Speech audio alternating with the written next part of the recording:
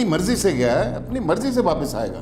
मुझसे कोई ये एक्सपेक्ट मत करे कि मैं जाऊंगा, जाकर उसको दरखास्त करूंगा कि प्लीज अपने घर वापस आ जाइए। I am not going to do any such thing. मैं आपसे कब कह रही हूँ कि आप खुद जाकर उसे वापस लेकर आए, लेकिन उसे ढूंढने में आप हमारी मदद तो कर सकते हैं ना। और आप अच्छी तरह से जानते हैं आप ही का बेटा है और जिद उसे विरसे में मिली। देखिए, आपको मेरी बात का यकीन क्यों नहीं आ रहा? आई एम श्योर वो कराची या लाहौर में अपने किसी दोस्त के घर ऐश ही कर रहा होगा।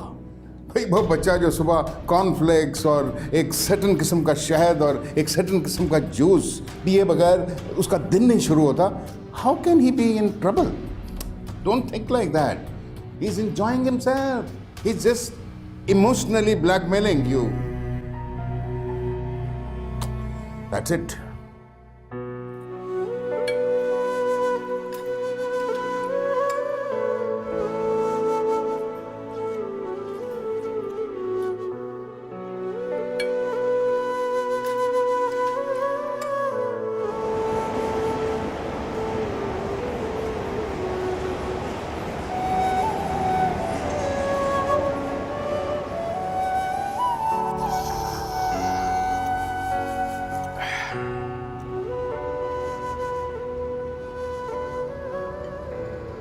बाबू, अगर चाय का मजा लेना है ना तो चाय फिर मेरी तरह पी।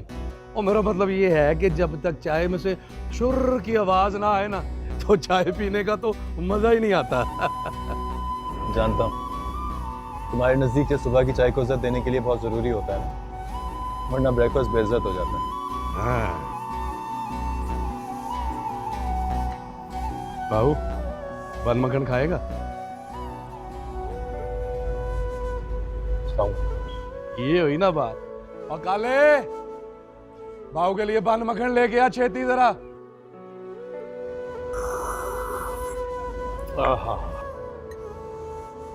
ले बाबू खा।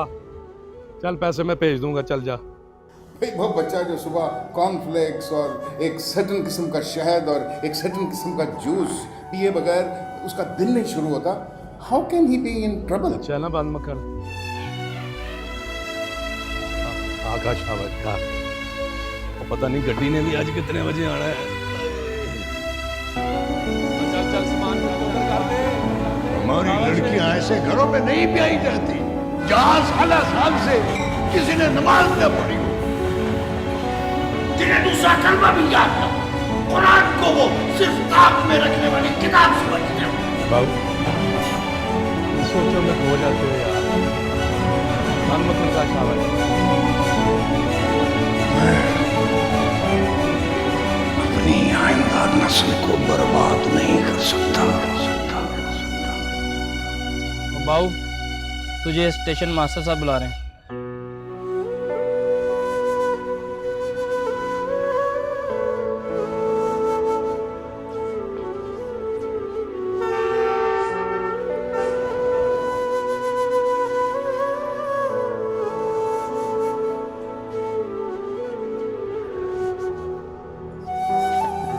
अंदर आ सकूं? यस।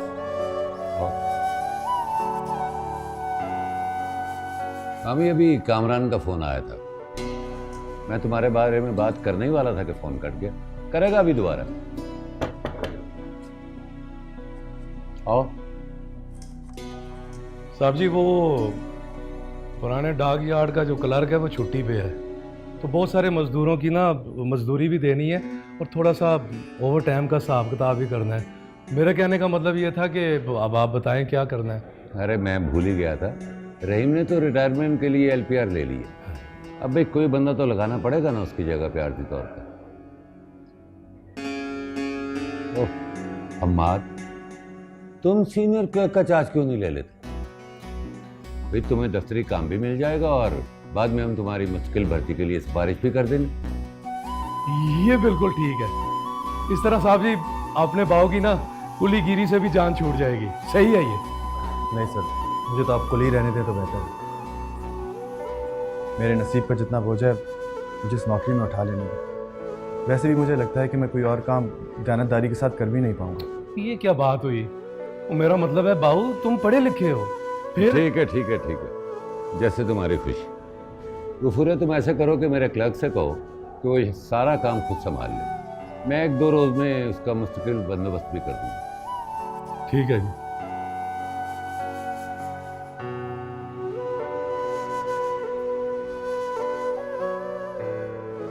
सर आपसे एक दरखास्त और भी है। कहो। मेरी यहाँ मौजूदगी के बारे में कामरान को नहीं बताइएगा। मैं यहाँ कुछ दिनों अपने आप से भी छुप कर रहना चाहता हूँ। अगर आप मुझ पर एतबार करते हैं तो मेरी खुद से इस रुपोशी में मेरी मदद कीजिए। कामरान की अगर कॉल भी आए तो उसे मेरे बारे में कुछ नहीं बताइएगा सर, आपका बहुत बड़ा एहसान होगा। मुझे तुम पर एतबार है। Thank you sir. मुझे इजाज़त। जाओ।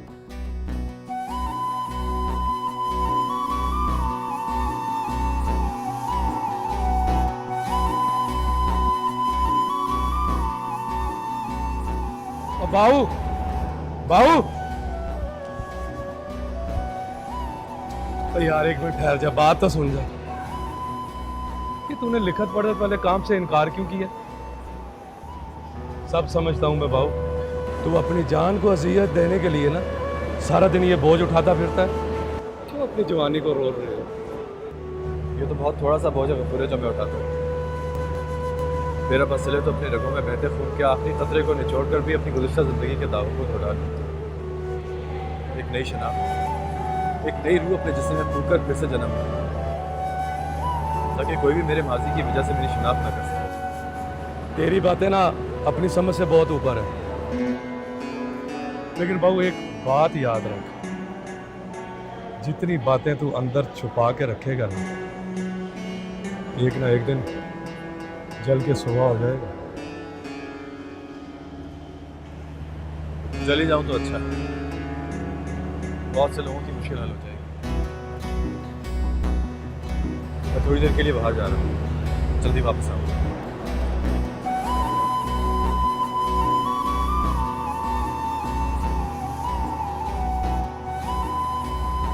और रशीद, चलो उधर इकट्ठा हो, मैं देखता हूँ। सबको बुलाओ जरा।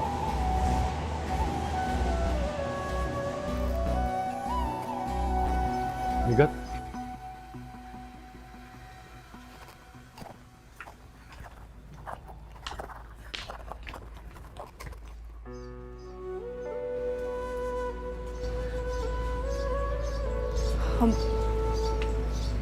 हमाद भाई, आप ये क्या हाल बना रखा है? इस मोहब्बत ने तो आपको पूरा बर्बाद करके रख दी।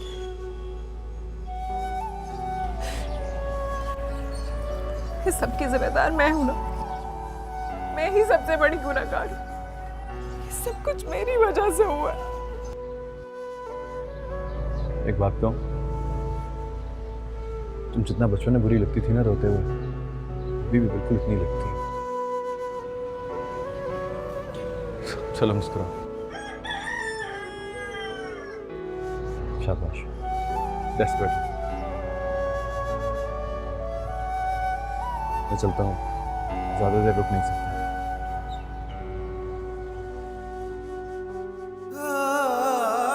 ये क्या है? ईमान को दे दूँ। मेरी तकदीर में हुआ तो एक दिन मुझे खुद वापस करने आएगी। अब मेरी जंग ज़माने से नहीं, तकदीर से है निकलती। देखते हैं जीत किसकी होती है।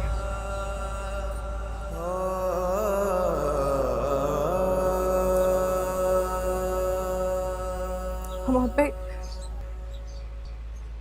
कल मैं मौलवी साहब के घर गई थी। आपको वहां नहीं जाना चाहिए था। क्यों? कोई खास बात है क्या? वो सब घर वाले बहुत परेशान हैं। हया ने आपके लिए पैगाम दिया है कि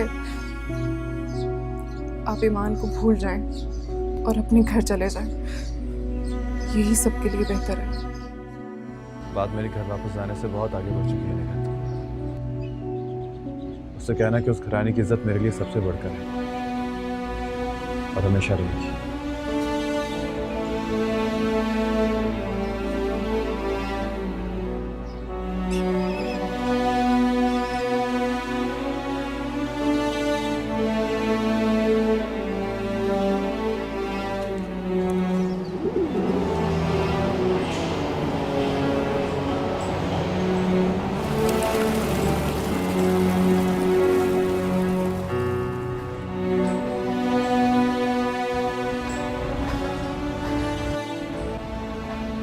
अगर आप इजाज़त दें तो मैं यहाँ बैठ सकता हूँ।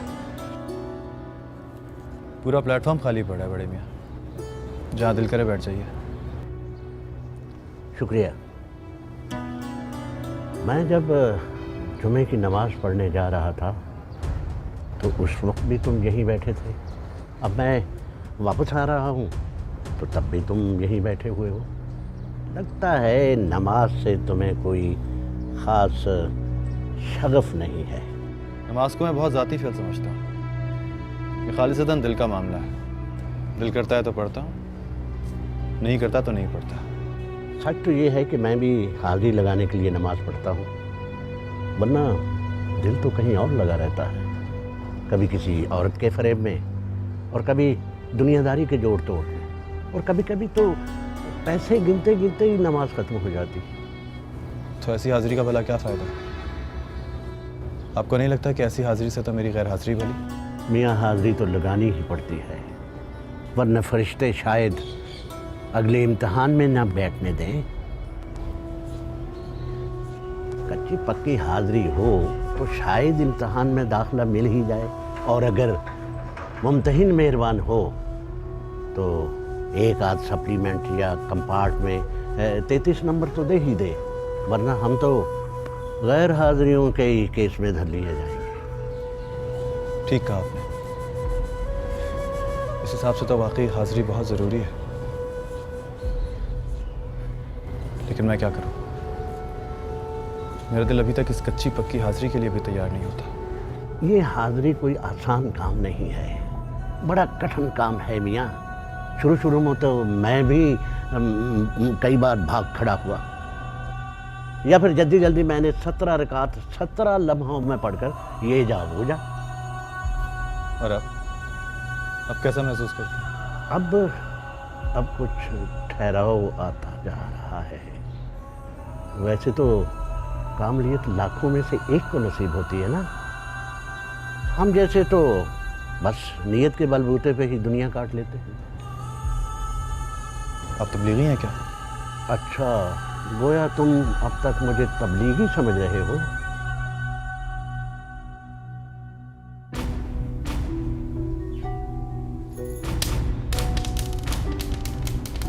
ये उस दिन तुमसे लाइब्रेरी में गिर गए थे, तब से अब तक उस बदनसीब इंसान ने इन मोतियों को अपने दिल की तिजोरी में बंद रखा, इस उम्मीद पर कि कभी ना कभी किसी का पत्थर दिल तो पिघलेगा।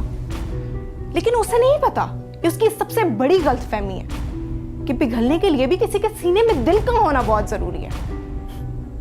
खैर, वो आज भी ये दावा और जिद करते हैं कि एक दिन तुम आओगी और ये मोती उन्हें वापस लौटाओगी।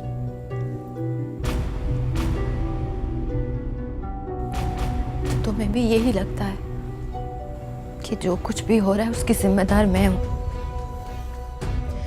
ये तो मैं नहीं जानती मां, लेकिन हाँ, कम से कम इस सब का जिम्मेदार मैं अपने आप को जरूर समझती हूँ, क्योंकि उनके हाथों के छाले अब मेरे दिल के छाले बन चुके हैं। और हमने एक हंसते खेलते इंसान को मार डाला। हम इस कत्ल में बराबर के शरीक हैं।